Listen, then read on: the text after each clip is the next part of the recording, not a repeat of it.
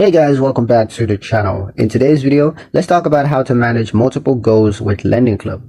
Managing multiple financial goals can feel overwhelming, especially when you're saving for different priorities like a vacation, emergency funds, or debt repayment. With Lendingclub, you can simplify this process by using sub-accounts and automated transfers to keep everything organized.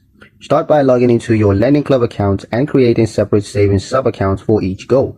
For example, label one emergency funds, another vacation 2025, and a third one car down payment or something like that.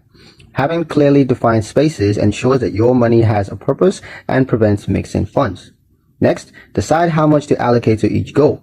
Lendingclub allows you to set up recurring transfers from your check-ins to each sub-account. For instance, you could send $200 a month towards your emergency funds while still putting $50 into holiday funds. The automation means that you don't have to think about it, reducing the temptation to skip savings. Finally, monitor progress regularly in your Lendingclub dashboard. By tracking all of your goals in one place, you'll quickly see which ones are on track and where adjustments are needed.